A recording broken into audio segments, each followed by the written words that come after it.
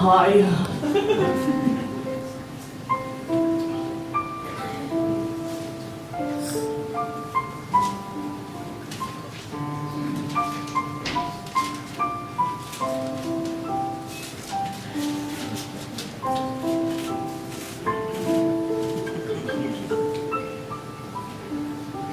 Camelot is confusing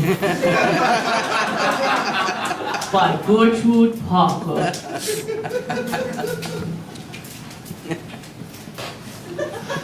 The other day, I went to see Trinity Repertory's production of Camelot. It was very hard to understand. I thought the whole thing didn't make any sense. There was no crowns, or no castles, or no horses even. In another person's review, they said that the play was set inside a subway tunnel in England in the 1940s during the Blitz, but I don't know what that means. All I know is that they didn't have a throne chair, and there was no round table even. There was a hutch. But you can't eat on a hutch. There was a Merlin lizard, but he didn't have no beard, or no hat, or no magic stick. He just looked like a regular man. So I didn't think he had any powers. I do know that the actors knew all of their lines, and they sung really pretty. They sung Camelot! They sung so pretty that I fell asleep.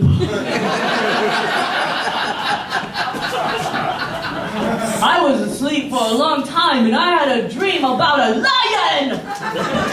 And this lion was there with a pig!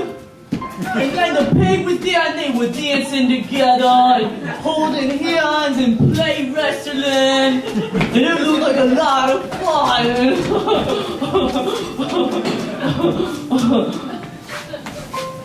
Then I woke up.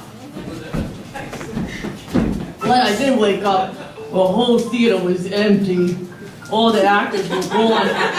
And there was a man there with a blue vest, and he said I had to leave because the play was over.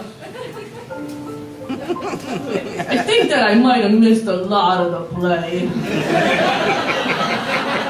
But that's okay though, cause the next day I went to King Richard's Fair. And I'm pretty sure that's the same thing. So when I went to King Richard's Fair, I saw a lot of cool stuff. I saw a jester and some minstrels, and there was people yelling at each other, and a man with mud in his face, and signs, and... Oh, I forgot to type that part. There was a man who was there, but I don't think he was part of a show. He was eating a big chicken leg. It was the biggest chicken leg I've ever seen in my entire life. This chicken leg was so big that I bet that it would have a hard time running and walking and doing balance beams, but it would probably be really good at chicken soccer and, you know, like chicken hurdles or chicken kickboxing. My chicken leg was so big that I saved it. I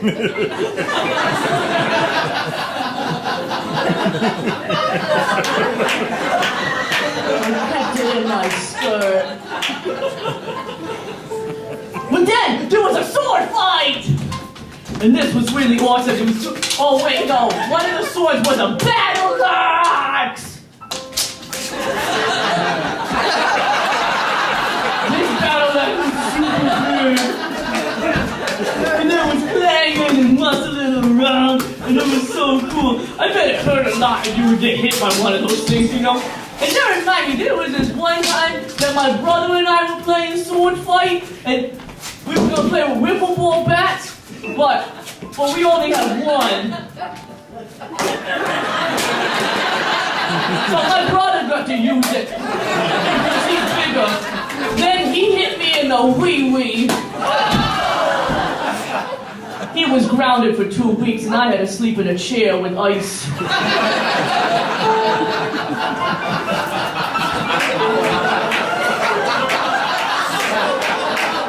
I do remember there was a king at Camelot, King Richard's Fair, I mean. There was a king and he knew everything about King Arthur and Guinevere and Lancelot and how Merlin should actually be a wizard. But then this girl in a halter top came over in swingy underwear and he said he had to go talk to her about something very important. I bet she was a writer for the Providence Phoenix. While I was waiting for my bus, I saw some of the wenches smoking in the parking lot. I don't know why they were smoking. Maybe it's to keep their figure. I remember my mom told me she smoked the whole time she was pregnant with me to keep her figure. She said that's why my eyes are far apart. But I don't mind that because I can see super good. When I went over there, they threw their cigarette away, which I thought was stupid because they must not get paid a lot because they all had to share one cigarette. They kept passing it around in a circle. But they were a lot nicer because they agreed to pose with me for a picture.